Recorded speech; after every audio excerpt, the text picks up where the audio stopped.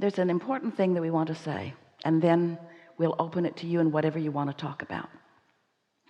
Unless you are aware of the potential gap between your thoughts and the thoughts of your inner being about the same thing. Did you hear that? Your inner being is having thoughts in the moment that you're having thoughts about any subject. And the way you feel is your indication of how in harmony your thoughts are with the thoughts of your inner being. When you see someone and their positive aspects are just so apparent to you, and you are just appreciating their clarity or their cleverness or their whatever, so you are tuned in to this love frequency that is really who you are, and you are feeling such appreciation for them, there's no gap between you and your inner being. You're exactly on the same vibrational wavelength, because that's how your inner being is feeling about them. Every now and again, Esther would say to us, because she could feel that she was on a different wavelength than her inner being about some subject or some person, and she said to us, Abraham, I think you need more information about them. You couldn't possibly feel the way you seem to feel about them if you knew what I know. In fact, I think I'd like to tell you what I know, and I think you should join me, because clearly it's the separation between us that is making me feel bad. So get real and come over here and face reality with me. And we say, we don't want you to face reality, we want you to create reality. And we're not ever coming over there with you, not ever. Get used to it. We're not ever coming over there. There's been too much evolution into the pure positive energy that we are. We're not going to join you in your pushing against.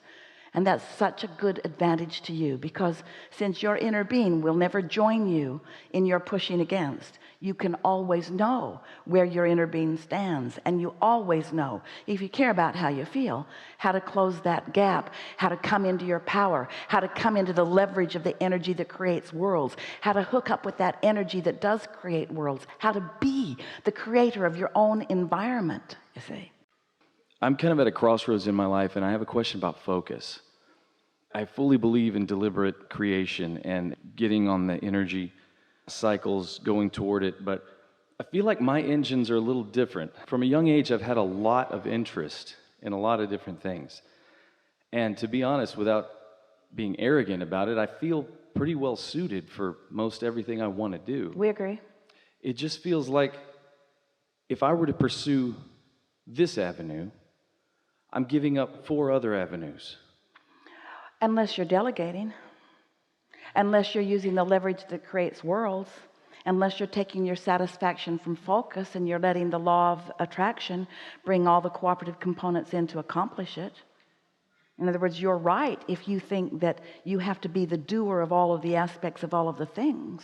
Yeah. But what if you are the creator? What if you're the creative genius? What if you're the flower of energy? What if you are the architect or the orchestrator? What if you're the architect of the building, not the construction crew? That's good.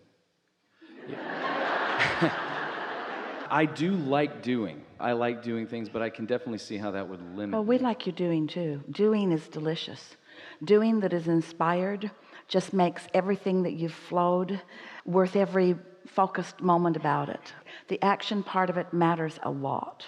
Your action can be satisfying, but action that is inspired by alignment is so much more satisfying than action that comes out of a need or necessity. And so as you acknowledge that, here's the way we would understand it if we were standing in your physical shoes. If you feel interest, that means energy is flowing. And unless you do something to block the interest by doubting or worrying or pushing against something, the interest is going to grow. And with the interest growing within you, the cooperative components that are necessary grow too. So at the same time that you're saying, I'm interested in this and this and this, you're also saying, but I have the limitation of time, which means I want to attract plenty of others that can fill in those things. And it's such a beautiful, balanced world where there are people that want to do the things that you don't want to do, or are only ready to do the things that you have let go. In other words, Esther used to worry. She remembers sitting on a front porch here in San Antonio and watching these wonderful carpenters build these wooden walkways above the ground, because they wanted to take their walks even when it rained, and so they wanted to be up out of the mud. And it was a very hot day, and Esther was sitting inside with air conditioning. She was drinking something cool. She kept taking things out for them to drink, and she said at one point to them, "I am so sorry." Like she was apologizing that her desire was causing them to have to work in the hot sun. And they said, "Hey lady, we like the work."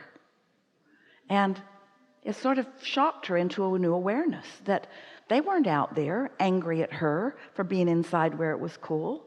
They were appreciating the project and the work and the food that they would buy with it and so forth. And so when Esther stopped trying to figure out what was best for everybody else and accepted that law of attraction's figuring that out, that law of attraction is bringing to you what you're offering, and that everyone's inner being is showing every single one of them the path of least resistance for them, and that you can't control the path of least resistance for anyone else, but you sure can control it for yourself by keeping yourself in those good feeling places. Then you find yourself in this flow where ideas are coming to you and ideas are coming to others, and you come together in this wonderful co-creative experience where all of you are so much more than any of you could have been without the gathering of all of you being together.